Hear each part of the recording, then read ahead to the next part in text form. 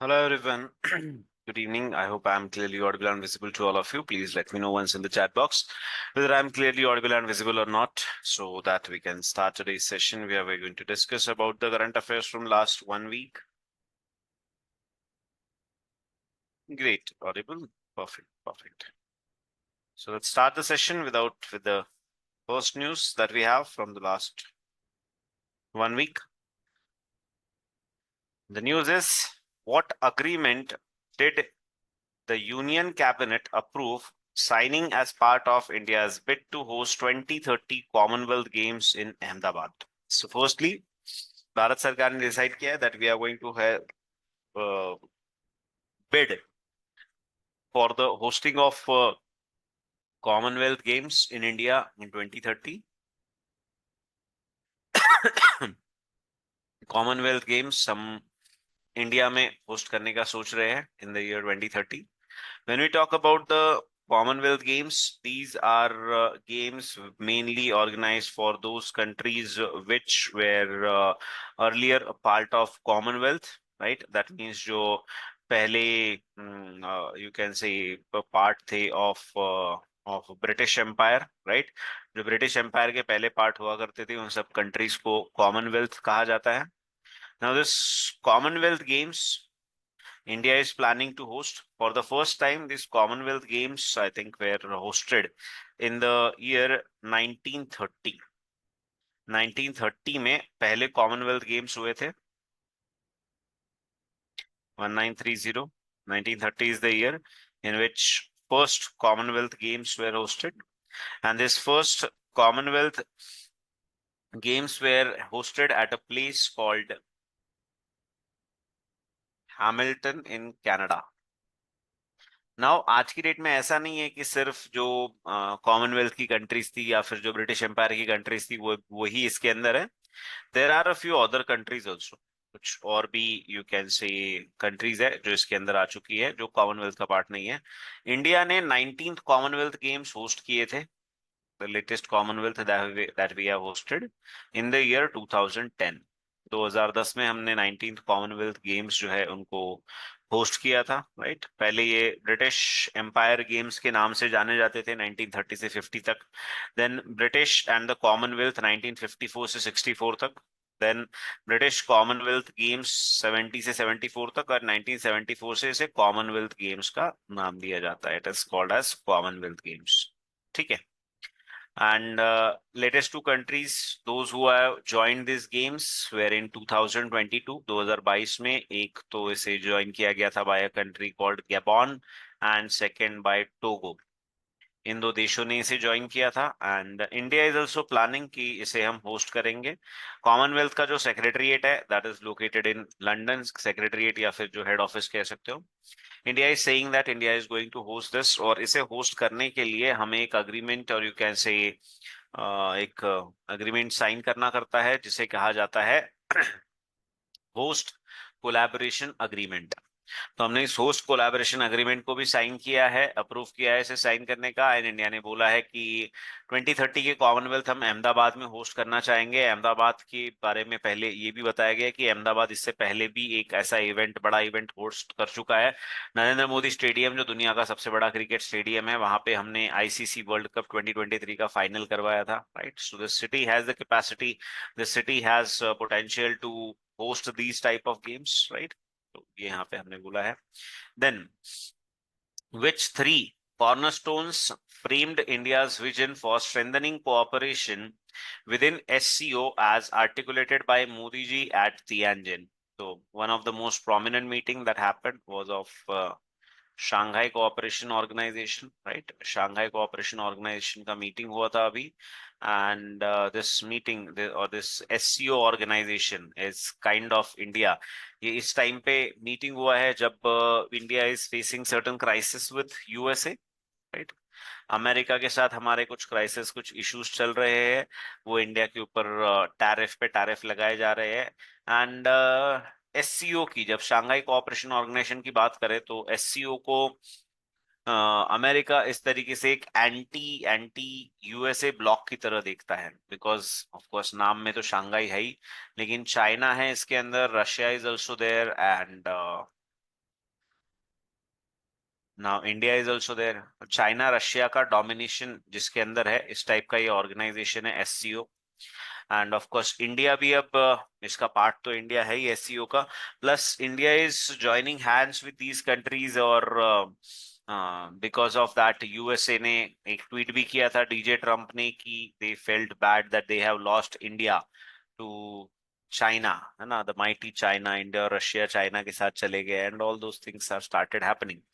लेकिन इंडिया को कहीं ना कहीं दिखाना था दैट यूएसए अगर हमारे ऊपर टैरिफ लगाएगा जो कि अनरीजनेबल होंगे, तो ऐसा नहीं है कि हमारे पास ऑप्शन नहीं है, we do have choices. And वैसे भी जो डीजे ट्रम्प है वो इंडिया को उतना अच्छा दोस्त नहीं मान रहे, बिकॉज इंडिया ने मना कर दिया कि भाई इन्होंने हमारे बीच में सीज फायर नहीं करवाया था, हमने खुद करा, ये क्रेडिट लेना चाहते थे सीज फायर का, वो हम लेने नहीं दिए, right.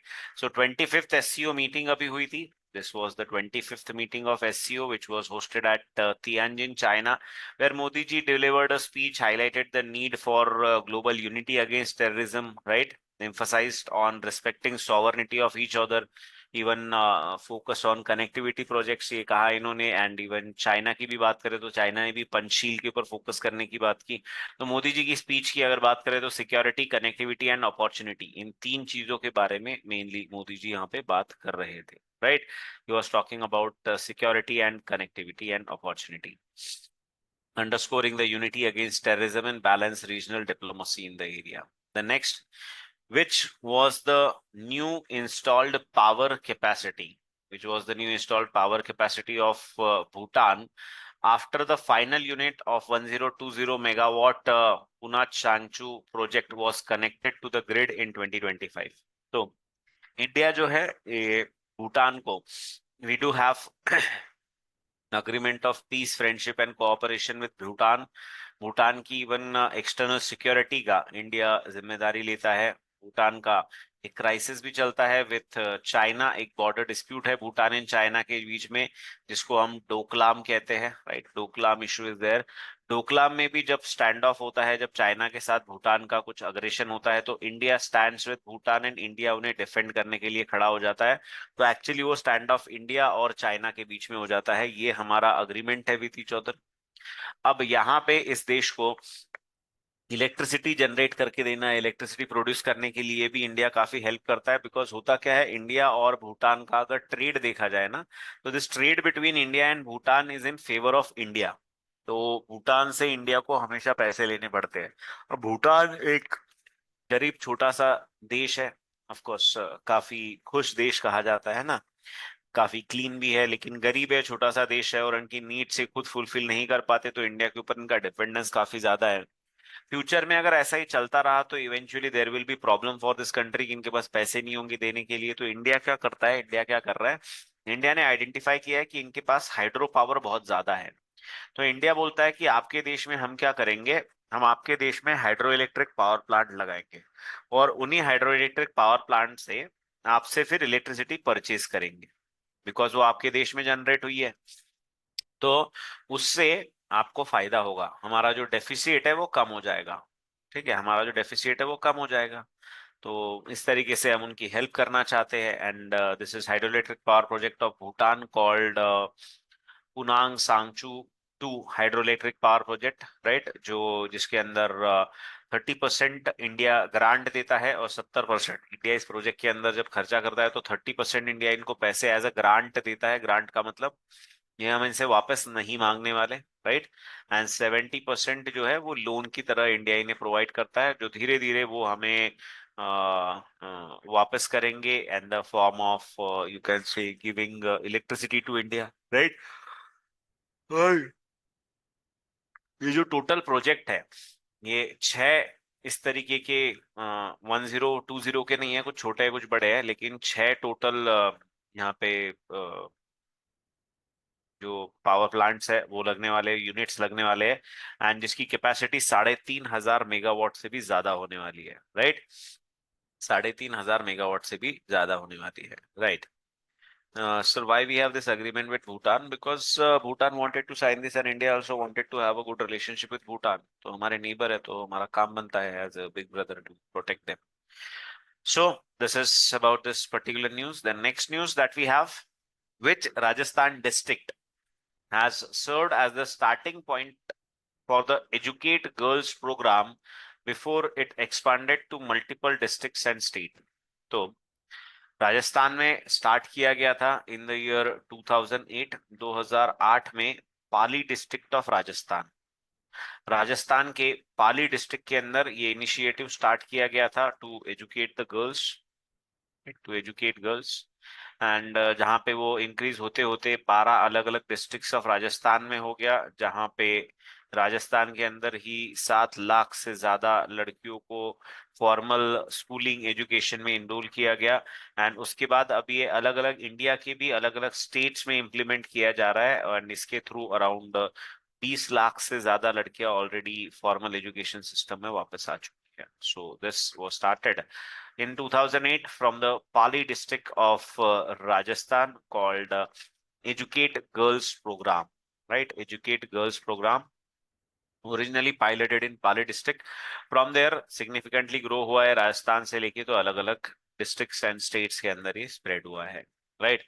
Then which organization co-hosted the exercise Bright Star 2025 along with Egyptian Armed Forces? तो भाई एक तरीके से शक्ति प्रदर्शन चल रहा है हर जगह, है ना? शक्ति प्रदर्शन चल रहा है, तो एक साइड से it is China and Russia who are doing their own शक्ति प्रदर्शन इन फॉर्म ऑफ, जैसे एससीओ बना, एससीओ की मीटिंग हुई, इंडिया को इनवाइट किया, या इंडिया गया था, इनवाइट किया इंडिया गया, और फिर वहां पे इन तीनों ने एक साथ आके कई सारी चीजें कही, बायलैटरल मीटिंग्स हुई। उसके पहले ब्रिक्स का मीटिंग हुआ, तो ब्रिक्स में Brazil, Russia, India, China, south Africa, ये भी एक एंटी यूएसए मानता है इस ब्लॉक को, अमेरिका, डेवलप्ड डेवलपिंग कंट्रीज का या इमर्जिंग इकोनॉमिक्स का ये ब्लॉक है। इन्होंने कहा कि अपनी करेंसी डेवलप कर सकते हैं, तो यूएसए को और डराया। यूएसए काउंटर करने की कोशिश कर रहा है, यूएसए भी इसी के साथ फिर अपने नाटो मेंबर्स के साथ बात करता है, देन उनको साथ में लाने की कोशिश करता है, इसराइल की हेल्प करता है, ईरान के ऊपर अटैक करता है, तो वो भी कहीं ना कहीं अपनी पावर शोकेस करने की कोशिश कर रहा है। And one of those initiatives is exercise Bright Star. Exercise Bright Star was done by Egypt and it was co-hosted by, अब इजिप्ट तो इसे होस्ट कर रहा है, इजिप्ट के अंदर किया जा रहा है, इसका जो को होस्ट है वो है सेंटकॉम, वो है सेंटकॉम। सेंटकॉम है यूनाइटेड स्टेट्स का सेंट्रल कमांड, यूनाइटेड स्टेट्स का सेंट्रल कमांड। तो अब ये क्या होता है यूनाइटेड स्टेट्स का सेंट्रल कमांड? तो देखो क्या है कि जैसे इंडिया है, अब इंडिया की मिलिट्री है, इंडिया की मिलिट्री का southern command, western command, eastern command हमारे देश के अलग अलग पार्ट को कवर करता है। वैसे ही जब हम अमेरिका की बात करते हैं, अमेरिका दुनिया का सुपर पावर अपने आप को मानता है, राइट? अमेरिका क्या मानता है कि वो वर्ल्ड वाइड सुपर पावर है, पूरी दुनिया की सुपर पावर है। एंड बिकॉज वो दुनिया की सुपर पावर है, तो उनकी जो कमांड है मिलिट्री की वो पूरे वर्ल्ड में है। जैसे हमारे देश की मिलिट्री कमांड हमारे देश के अलग अलग पार्ट्स में होती है, in different parts of our own country we have our commands, like southern command, central command, western command, eastern command. Same way America have their commands all over the world, and in that central world के लिए, central part of the world के लिए जो उनकी command है उसका नाम है यूनाइटेड स्टेट्स सेंट्रल कमांड, जिसको कहते हैं सेंटकॉम, जिसे कहते हैं सेंटकॉम, सेंट्रल कमांड। तो ये जो central command of United states की आर्म्ड फोर्सेस है, ये यूएसए की मिलिट्री है, उसने इजिप्ट के आर्म्ड फोर्सेस के साथ, उसने इजिप्ट के आर्म्ड फोर्सेस के साथ मिलके ये यहाँ पे ब्राइट स्टार 2025 करने का डिसाइड किया है, right? This is the 19th edition of this type of exercise which is hosted by cent command, जिसमें 40 से ज्यादा अलग अलग देशों ने पार्टिसिपेट भी किया था। More than what do they discuss in this meeting? They do not discuss anything in this meeting. It is a military exercise. Military exercise का मतलब क्या होता है? यहाँ पे इंडिया की या फिर जो भी देश पार्टिसिपेंट है उन देश की मिलिट्री आती है and they perform the different exercises, different practices. जैसे अपन एक्सरसाइज करते हैं ना, हम क्या करते हैं? एक्सरसाइज करते हैं, योगा करते हैं। वैसे ये भी यहाँ पे आके अपनी जो मिलिट्री की एक्सरसाइजेस होती है, मिलिट्री का जो स्टैंडर्ड प्रैक्टिसेस होते हैं, शो शो होता है मिलिट्री का शो, उससे ये यहाँ पे करवाते हैं, ठीक है? Then next is which initiative saw Indian Navy host both emerging leaders panel in Kochi and working group meeting in maritime security in New Delhi during 2025. तो भाई इंडिया जैसे यूएसए पूरी दुनिया में अपने आप को सुपर पावर कंसिडर करता है, राइट? यूनाइटेड स्टेट्स पूरे दुनिया में अपने आप को सुपर पावर कंसिडर करता है. India consider themselves as a super power in our own region of Indian ocean.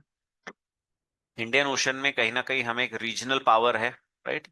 And हमारा डोमिनेंस है, एंड हम हर देश के अंदर जो भी इश्यूज चलते हैं उनको भी एड्रेस करने की कोशिश करते हैं.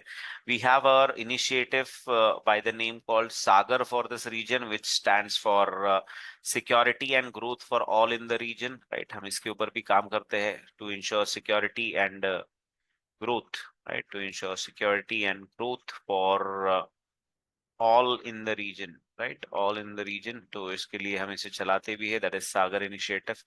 तो अब यहाँ पे इंडियन ओशन का एक सिंपोजियम हम करवाते हैं जिसे कहते हैं Indian ocean naval symposium. Indian ocean naval symposium हम कराते हैं. यहाँ पे हम क्या करते हैं, इंडियन ओशन के अराउंड जितनी भी कंट्रीज है उनके जो इंडियन ओशन के अराउंड कंट्रीज है उनके जो नेवल ऑफिसर्स होते हैं, जो नेवी के हेड्स होते हैं, उन सबका एक मीटिंग करवाते हैं. देश के एक्सटर्नल डिफेंस मिनिस्टर्स को वगैरह भी बनाने की यहाँ पे हम बुलाने की यहाँ पे हम कोशिश करते हैं. तो इंडिया ने रिसेंटली होस्ट किया था Indian ocean naval symposium, right? Indian ocean naval symposium जिसके दो पार्ट थे, एक मैरिटाइम सिक्योरिटी नई दिल्ली में और दूसरा इमर्जिंग लीडर्स का पैनल. इनका डिस्कशन हुआ था कोची में. So it was Indian ocean naval symposium जहां पे 18 इंडियन ओशन नेवल सिंपोजियम के मेंबर्स है, उनके जो अलग अलग पार्टिसिपेंट्स है वो आते हैं, डिस्कशन करते हैं कि इंडियन ओशन में सेफ्टी सिक्योरिटी किस तरीके से यू कैन से ये इशू की जाए, right? Just a minute, just 1 minute.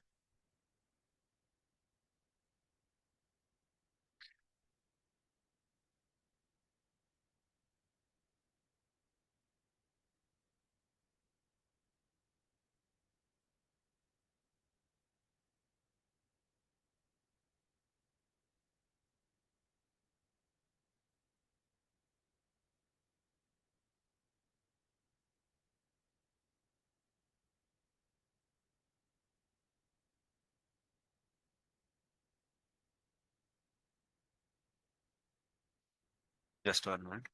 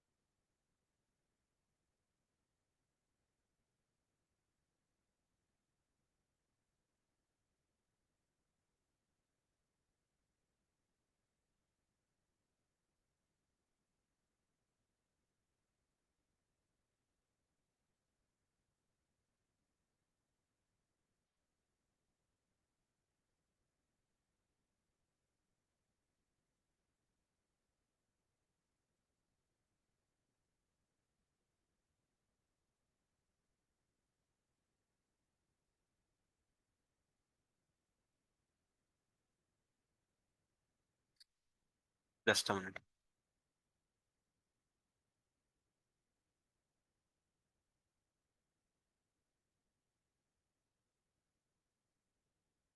Okay. So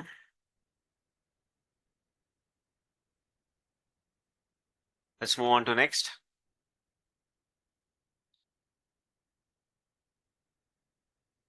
So India hosted this Indian Ocean Naval Symposium here, and here we had this meeting, one in Kochi and second in New Delhi. It was hosted.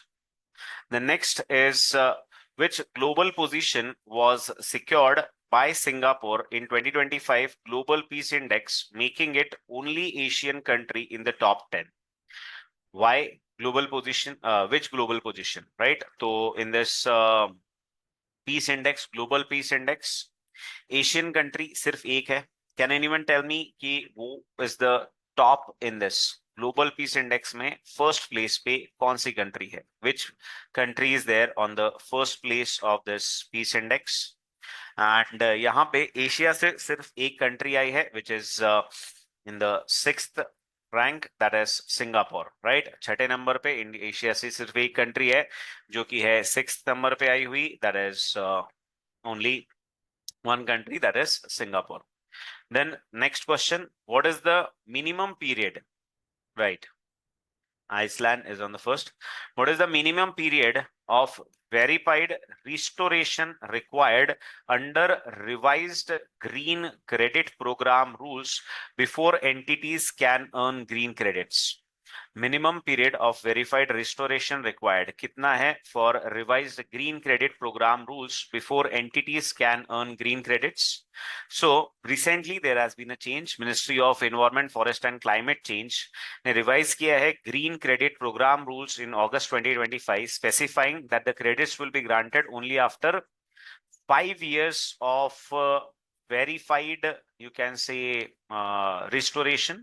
अब होता क्या था, क्या exactly ये initiative है, green credit programme क्या होता है? तो ग्रीन क्रेडिट प्रोग्राम में क्या किया जाता है, that these under the green credit program के अंदर क्या होता है कि दीज कंट्रीज या फिर जो अलग अलग कंपनीज है हमारे देश की, वो अगर उनका कार्बन डाइऑक्साइड इमिशन को रिड्यूस करते हैं बाय टेकिंग सम सस्टेनेबल वे, कोई सस्टेनेबल तरीका लेके वो अगर इस तरीके से कुछ यू कैन से अपने CO2 इमिशन को कम करते हैं, तो उनको ग्रीन क्रेडिट मिलता है. अब कई बार क्या हो रहा था, कुछ कंपनीज सस्टेनेबल तरीके से अपने ग्रीन क्रेडिट तो अर्न कर रही थी, लेकिन उस ग्रीन क्रेडिट को वो अर्न तो कर रहे थे, लेकिन इवेंचुअली आगे ये हो रहा था कि वो कंपनी उस सस्टेनेबल तरीके को फॉलो नहीं करती थी. They were just taking benefits. That's why यहाँ पे रूल लाया गया है by ministry of environment, forest and climate change की भाई 5 साल तक तो आपको उस चीज को फॉलो करना पड़ेगा, और जब 5 साल तक आप करोगे उसके बाद आगे देखी जाएगी. Then next, which upcoming tournament in 2026 is part of ICC Google partnership aimed at boosting the visibility of women's cricket? तो ICC, international cricket council and Google, इनके बीच में पार्टनरशिप हुई है जहां पे वुमेन्स ओनली कोलैबोरेशन किया गया है, सो दैट जो वुमेन्स क्रिकेट होता है उसका फैन एंगेजमेंट बढ़ाया जाए, फैन फॉलोइंग बढ़ाया जाए, राइट. और इसके अंदर दो मेन इवेंट्स जिसके अंदर ये पार्टनरशिप चलने वाली है, one of them is ICC women's cricket world cup 2025, right. ICC women's cricket world cup 2025 and women's T20 world cup 2026.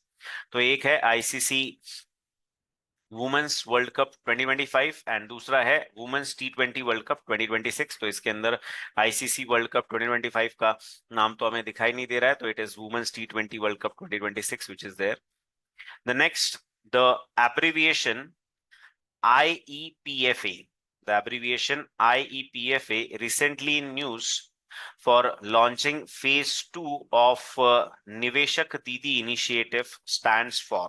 तो अभी क्या हुआ है, there is a IEPFA initiative. निवेशक दीदी मतलब इन्वेस्टमेंट्स, पर्टिकुलरली इन्वेस्टमेंट्स बढ़ानी है in micro small medium enterprises which are started by women. उसके लिए यहाँ पे जब बढ़ाना है तो उसके लिए IEPFA के थ्रू यहाँ पे इन्वेस्टमेंट्स वुमेन को देने के लिए इनिशिएटिव स्टार्ट किया गया है. And this IEPFA stands for investor education and protection fund authority. It is Investor Education and Protection Fund Authority. IEPFA is the Investor Education and Protection Fund Authority functioning under the Ministry of Corporate Affairs. It launched phase 1 of the Niveshak Didi program in Hyderabad to promote financial literacy among rural women through a woman-led model. The Investor Education Protection Fund Authority launched phase 4 of its financial literacy initiative called Niveshak Didi at a financial awareness camp in Patilguda panchayat Hyderabad Telangana. यहाँ पे इसको start किया गया है. This is the place where it was started. Then next, who has been appointed as the 29th Controller General of Accounts? किसको appoint किया गया है as 29th controller general of accounts in September 2025? सितंबर 2025 में किसे controller general of accounts appoint किया गया है? So in September 2025 controller general of accounts appoint किया गया है 1991 बैच के एक इंडियन सिविल अकाउंट सर्विसेज के ऑफिसर जिनका नाम है TCA Kalyani. Right, TCA Kalyani इनको अपॉइंट किया गया है as this controller general of account. इसको कंफ्यूज नहीं करना है विथ CAG. CAG अलग होते हैं, वो होते हैं controller and auditor general of India. वो होते हैं controller and auditor general of India, right? Comptroller and Auditor General of India, whereas CGA is Controller General of Accounts. So these are two different positions. Let me know in the chat box that who is the CAG of India. कौन है Comptroller and Auditor General of India? अब यहाँ पे हम बात करते हैं TCA Kalyani के बारे में, right? He was instrumental in initiating. ये पर्सन कौन है? तो ये वैसे तो Indian audit and account services जो सिविल सर्विसेज होती है उसमें एक जैसे IAS IPS वगैरह होते हैं ना, वैसे ही Indian audit and account services होते हैं. तो ये TCA कल्याणी जो है ये भी उसके अंदर आए हुए हैं. And DBT direct benefit transfer जो है, डायरेक्ट बेनिफिट ट्रांसफर करवाने में इस इनिशिएटिव में इनका काफी योगदान रहा है. What is DBT? तो पहले क्या होता था, पहले ऐसा होता था दैट सरकारी स्कीम कोई भी अगर आती है, कोई भी गवर्नमेंट स्कीम वगैरह आती है, तो उसके पैसे लोगों के अकाउंट में डायरेक्टली नहीं जाते थे, वो जाते थे अलग अलग ऑफिसर्स के थ्रू. एंड जब भी ऐसा होता है कि मल्टीपल हैंड्स के थ्रू पैसा जाता है तो पैसा कम हो ही जाता है. तो जब यहाँ से मल्टीपल हैंड्स के थ्रू यहाँ पे पैसा जाता है तो वो पैसा कम होता है. एंड इवेंचुअली इवेंचुअली क्या होता है, जब ये करप्शन बढ़ता है तो मान लो अगर 100 रुपए किसी के अकाउंट में डालने हैं तो वो इवेंचुअली उसके पर्सन तक पहुंचने तक वो 50 रुपए बच जाते हैं या फिर 40 रुपए बच जाते हैं. तो यहाँ पे अगर DBT यूज किया जाए, डायरेक्ट बेनिफिट ट्रांसफर, उस पर्सन के अकाउंट में डायरेक्टली पैसे चले जाए, किसी के मिडलमैन की या बीच वाले जो गवर्नमेंट ऑफिसर्स होते हैं उनकी जरूरत ही ना पड़े, तो काफी अच्छा रहेगा. और इसी के अंदर TCA कल्याणी जी ने पहले भी बहुत अच्छा काम किया था. And currently CAG of India is के संजय मूर्ति. बिल्कुल सही जवाब दिया आपने. सो सितंबर 2025 में TCA कल्याणी 91 बैच के इंडियन ऑडिट अकाउंट सर्विसेज के ऑफिसर जो है इनको अपॉइंट किया गया है as 29th CGA of India. He was instrumental in initiating direct benefit transfer scheme for fertilizers, right? Then which Supreme Court verdict is under scrutiny for providing blanket exemption to minority institution from provisions of RTE Act? Right to education का जो act होता है, right, जो right to education act है, under the right to education act, under the right to education act which supreme court verdict is under scrutiny. कौन सा supreme court का verdict है जो स्क्रूटिनी में है for providing blanket exemption to minority institution from provisions? तो supreme court का एक वर्डिक्ट आया था जहां पे जो माइनॉरिटी इंस्टीट्यूशंस हुआ करते थे, देखो राइट टू एजुकेशन आया था हमारे देश में by the 86th constitutional amendment act. इससे हमारे देश में राइट टू एजुकेशन को एज अ फंडामेंटल राइट दिया गया था for the up to the age of 14 years. 14 साल तक के जो बच्चे होते हैं उनको ये राइट टू एजुकेशन दिया गया था एज अ फंडामेंटल राइट. अब आर्टिकल 21A का ये पार्ट था, राइट, आर्टिकल 21A के अंडर ये राइट टू एजुकेशन दिया गया है. अब ये राइट टू एजुकेशन जो है ये माइनॉरिटी रिलीजियस इंस्टीट्यूशंस जो होते हैं, जहाँ पे रिलीजियस एजुकेशन होता है, वहां पे राइट टू एजुकेशन अप्लाई नहीं होता था।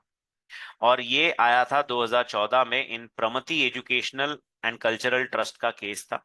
It was Pramati Educational and Cultural Trust ruling where they excluded minority institutions from right to education compliance. Current supreme court bench ने बोला है कि ये जो माइनॉरिटी इंस्टीट्यूशन को हटाया था वो सही जजमेंट नहीं था, एंड दैट्स व्हाई इन्होंने इसके ऊपर एक लार्जर बेंच, बड़ा बेंच सेटअप किया और उनको ये सब चीजें दी है। The court emphasized that the broader inclusion of right to education strengthens the true spirit of the Article 30 subclause 1, ensuring minority rights while also completing Article 21A's guarantee of education for children. Then next, which edition of the joint military exercise Yudh Abhyas was recently begun by India and the United States at Alaska? तो भाई लड़ाई वड़ाई जो चल रही है, जो issues चल रहे हैं, है ना, जो ट्रेड में, जो ट्रेड वॉर चल रहा है, ट्रेड को लेके जो लड़ाइयाँ चल रही है, वो है एक साइड पे। यहाँ हम दूसरी साइड पे बात कर रहे हैं, जहाँ पे हम यू कैन से एक दूसरे से मिलना चाहते, बात करना चाहते, मिलिट्री अलायंस कर रहे हैं, एक दूसरे के साथ एक्सरसाइजेस करवाते हैं। तो डिप्लोमेसी चल रही है। डिप्लोमेटिकली हमने इस जो हमारा मिलिट्री एक्सरसाइज होता है इंडिया यूएसए का साथ में, उसको हमने रोका नहीं है। टैरिफ जो है वो ऑन द अदर हैंड चलते हुए चले जा रहे हैं, right, tariffs are going on. And यहाँ पे दूसरा 21st एडिशन हुआ है हमारा, this is the 21st edition of India USA का military exercise that happened in Alaska, right? So this is the 21st edition. In September 2025, India and the US commenced 21st edition of the exercise Yudh Abhyas in Alaska. This 2-week exercise strengthens interoperability and includes high altitude warfare and Arctic like readiness training. The Madras Regiment represented the Indian Army in the 21st edition of the exercise Yudh Abhyas held in Alaska in 2025. They trained the US Army's 1st Battalion, 5th Infantry Regiment, Bobcats of the Arctic Wolves Brigade under the 11th Airborne Division. सारी details आपको याद रखने की जरूरत नहीं, बस याद रखो 21st एडिशन था ये। The next, the term used in Formula 1, जो टर्म यूज की जाती है इन Formula 1 to describe a driver winning from pole, setting a fastest lap and leading every lap as a Oscar Piastri did in at 2025 is known as। अब हुआ क्या है यहाँ पे, किस चीज के लिए बोला जा रहा है? तो अभी 2025 में क्या हो रहे थे, there was one grand prix, जो फॉर्मूला 1 रेस होती है उसमें जो रेस होती है उसे क्या कहते हैं, ग्रैंड प्रिक्स कहते हैं। तो रिसेंटली यहाँ पे डच ग्रैंड प्रिक्स चल रहा था, और इस डच ग्रैंड प्रिक्स में ऑस्कर पियास्त्री नाम के एक पर्सन है, जिन्होंने पहले मैक्लारेन कंपनी के ड्राइवर बने हैं। मैक्लारेन जो एक कंपनी है, राइट, इस मैक्लारेन कंपनी के पहले ड्राइवर बने हैं सिंस 1998। 1998 में ऐसा कारनामा मैक्लारेन के एक ड्राइवर ने पहले भी किया था, जिनका नाम था मिका और माइका, जो भी आप भूलना चाहो, है ना, माइका हैकिनेन इनका नाम था। इन्होंने 1998 में ये चीजें की, राइट।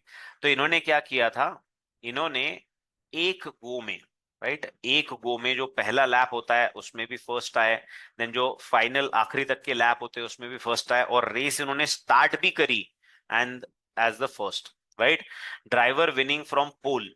तो शुरू हुई रेस तब से ये जीत रहे थे, फास्टेस्ट लैप भी इनका ही था, और हर लैप में ये लीड ही कर रहे थे।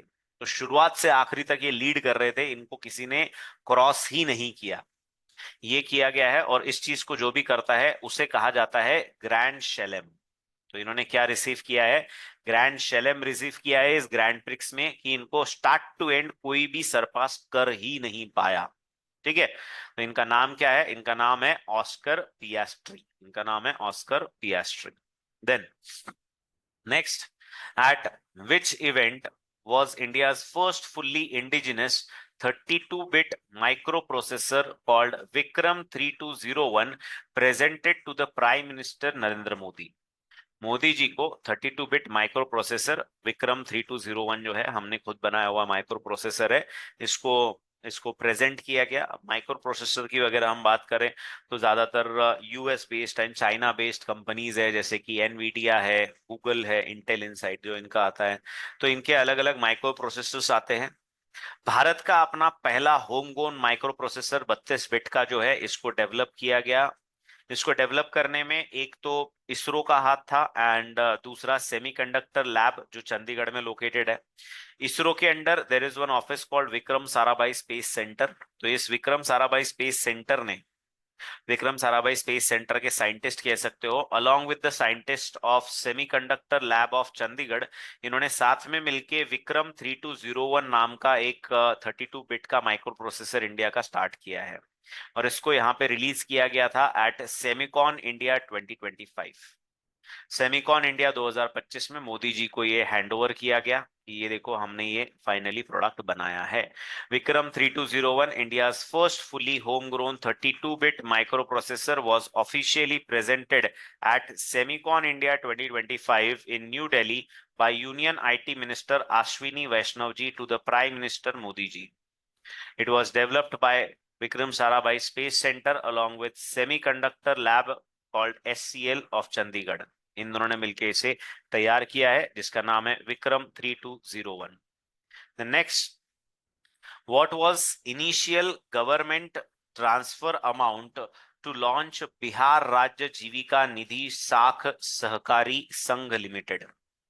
तो यहाँ पे एक काइंड ऑफ एफपीओ या फार्मर प्रोड्यूसर ऑर्गेनाइजेशन की तरह स्टार्ट किया जाने वाला है, जिसके लिए 105 crore into the bank accounts of this organization transfer किया जाएगा to start the functioning, right. और इसके थ्रू अलग अलग हमारे देश की 20 लाख महिलाओं को, ना बिहार की पर्टिकुलरली 20 लाख महिलाओं को अफोर्डेबल फाइनेंस दिया जाएगा, छोटे छोटे अमाउंट का, 5 लाख, 10 लाख, 15 लाख, इस टाइप के छोटे छोटे लोन जो है वो बिहार की महिलाओं को दिए जाएंगे, so that they can you can से start their own businesses.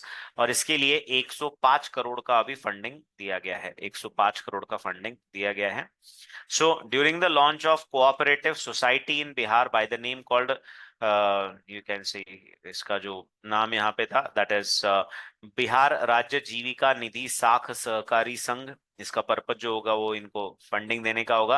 Announced initial transfer of 105 crore into its bank account to start operations. The total sanctioned fund for the program is around 1000 crore, but that is larger allocation, not initial transfer.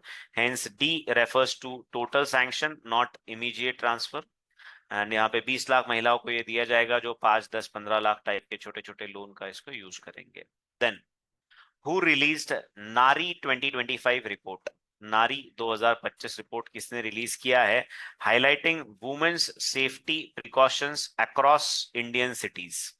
हमारे देश की जो Indian cities है यहाँ पे women safety को देते हुए कौन सी ये यू कैन से इनिशिएटिव है जिसको स्टार्ट किया गया है।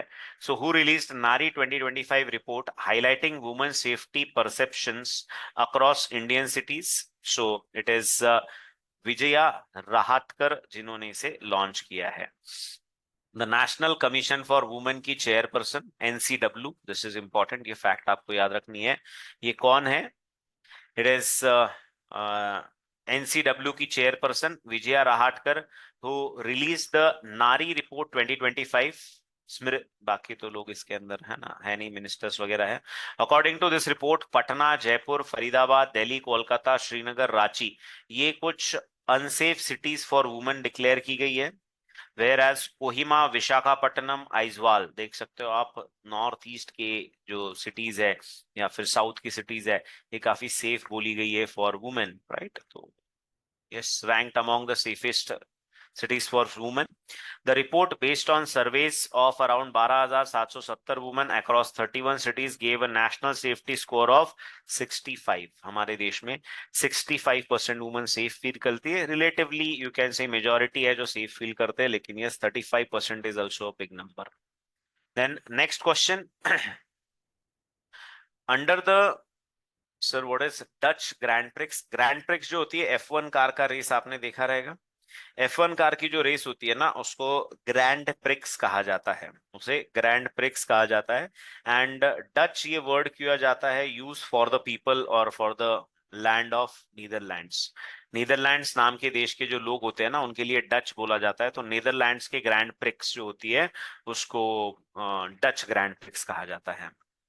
Then under the new GST regime, जहां पे जो अलग अलग 5 स्लैब हुआ करते थे जीएसटी को, उनको 2 में कन्वर्ट कर दिया गया है। So under the new GST regime starting from September 22 September 2025, which of the following is included in the 40% demerit slab. तो यहाँ पे इन्होंने मेन जो स्लैब है उनको तो रिड्यूस कर दिया है, राइट। 5% एंड 18% के स्लैब इन्होंने बना दिए, इंस्टेड ऑफ जो पहले 0, 5, 18, बीच में 12 और 28 का हुआ करता था, राइट। एंड देन 28 का स्लैब प्लस 12% का सेस, ऐसे 40% का एक और स्लैब तो नहीं कह सकते, लेकिन यह टैक्स लगता था ऑन सिन गुड या फिर डीमेरिट गुड। तो इनको अब इन्होंने कन्वर्ट कर दिया है, 5 और 18 की ब्रैकेट में डाल दिया है, बाकी सबको चीजों को, ब्रैकेट्स को, चीजों को हटा दिया है। अब यहाँ पे कुछ चीजें इन्होंने डीमेरिट या सिन गुड्स में रखी है, which includes tobacco and high and cars, right. इनको यहाँ पे इन्होंने लग्जरी गुड्स कह सकते हो या डीमेरिट गुड्स के स्लैब में डाल दिया है कि भाई कंज्यूम करना है तो ज्यादा पे करना पड़ेगा। वैसे भी आपके पास ज्यादा पैसे हो तभी आप तंबाकू खा रहे हो, तभी आप महंगी गाड़ियां खरीद रहे हो, तो थोड़ा ज्यादा टैक्स भी पे कर दो, है ना, ताकि सरकार का भी फायदा हो। इसके लिए इसमें डाला गया है। जब हम जीएसटी की बात करते हैं तो it is goods and services tax, जो goods as well as services दोनों के ऊपर लगाया जाता है। 101 कॉन्स्टिट्यूशनल अमेंडमेंट एक्ट से इसको लाया गया था ऑन 1 जुलाई 2017। इस दिन इसे इम्प्लीमेंट किया गया था, 1 जुलाई, इसीलिए हमारे देश का जीएसटी डे होता है। And there was one committee जिसके कहने पे इसे लाया गया था, उसका नाम है Kelkar committee. That committee is called as Kelkar committee. तो इन केड़कर कमेटी के कहने पे इसे लाया गया था, ठीक है, इट इज केड़कर कमेटी।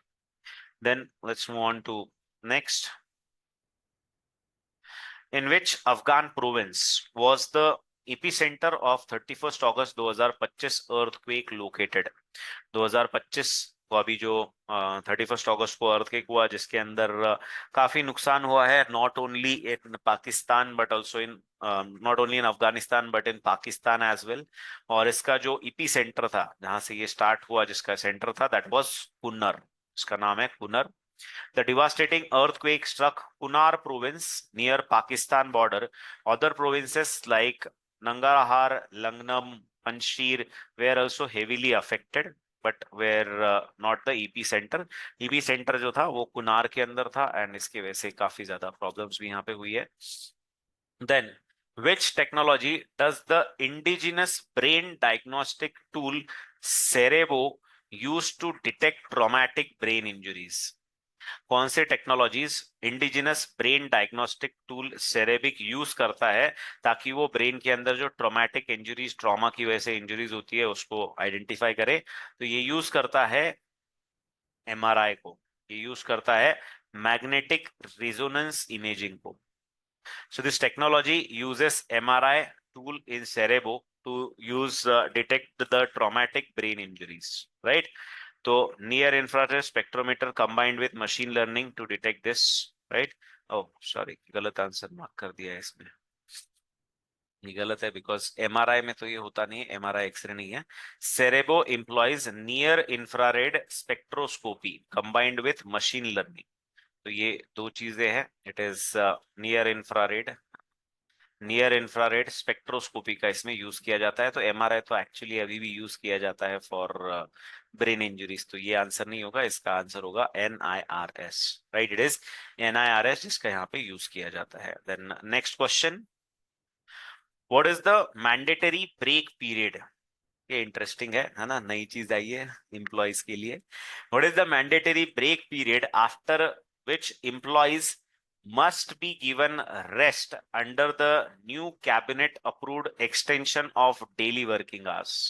तो भाई कितने टाइम का मिनिमम वर्क होने के बाद एक ब्रेक हर एम्प्लॉय को देना ही चाहिए? तो यहाँ पे इट इज 6 आवर्स। 6 घंटे के काम के बाद एक ब्रेक आपको एम्प्लॉय को देना ही पड़ेगा। और यहाँ पे इन्होंने 2 पार्ट में इंडस्ट्रीज को मेनली डिवाइड किया है। Cabinet extended daily working hours, daily working hour जो होते हैं वो 10 घंटे से to working hours to 10 hours for shops and establishments and 12 hours for industrial units.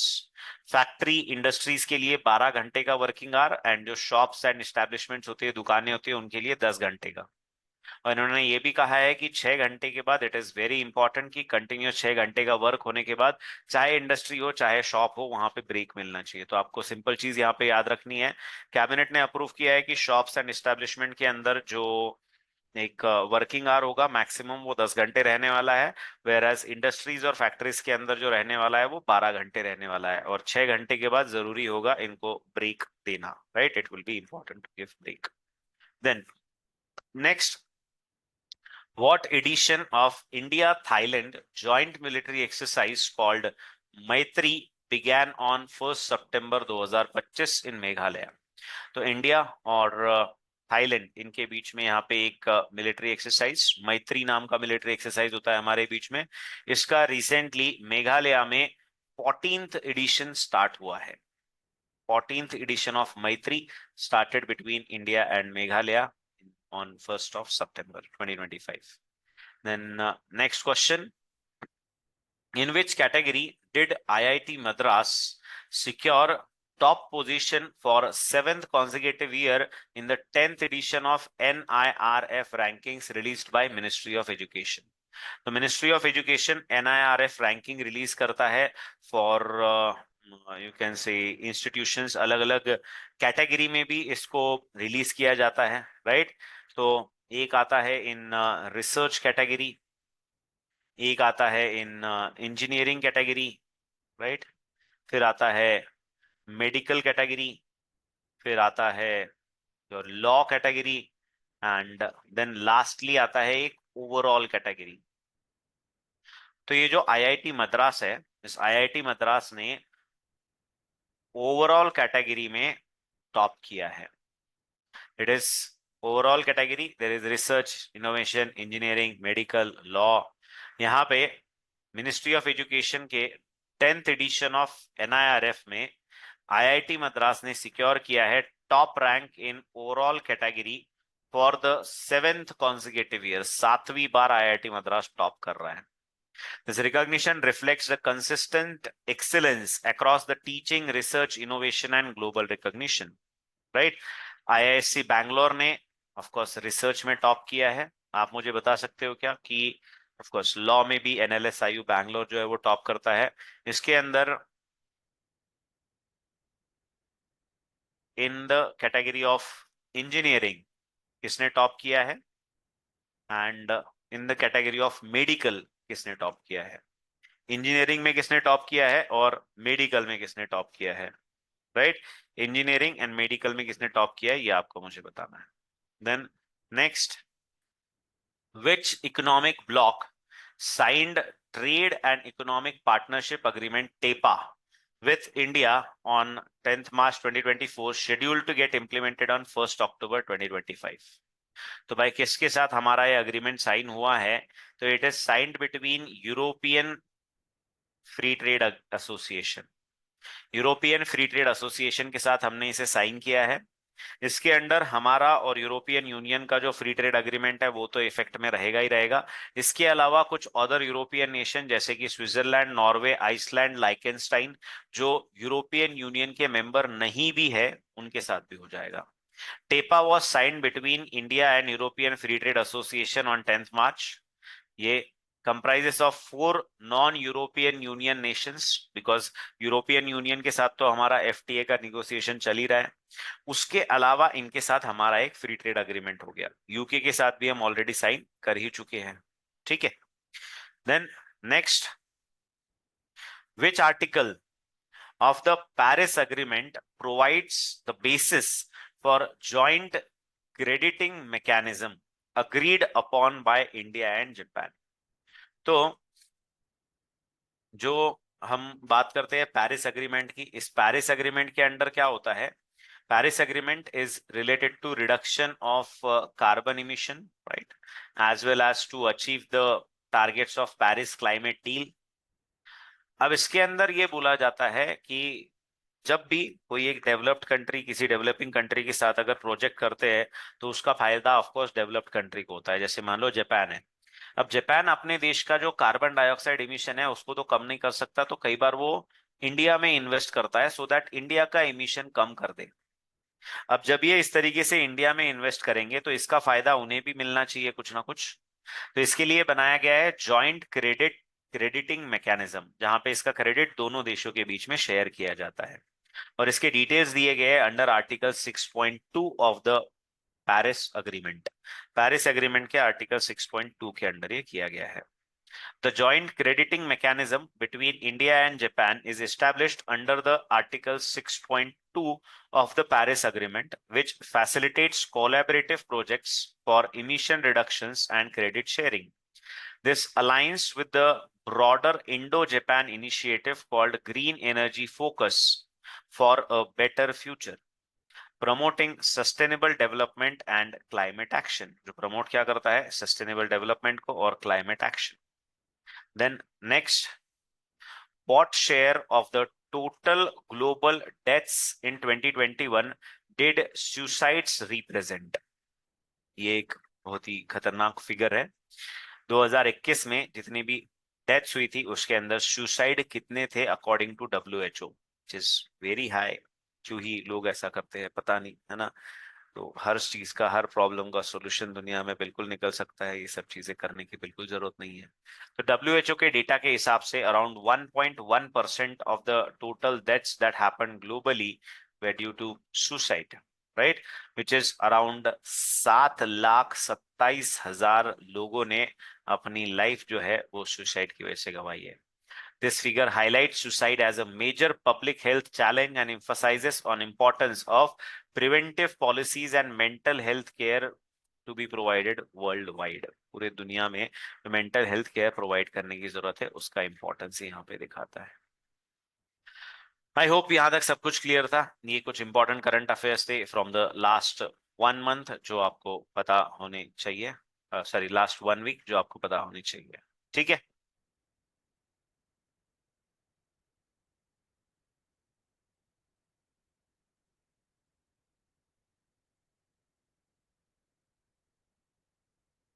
Right, so do you remember to, yes, Arya member Kashish, photo भी लिया था आपने। ठीक है, चलो बढ़िया। So this was it for today's session. See you guys in the next class. Till then take care, stay safe. Thank you so much. Bye bye.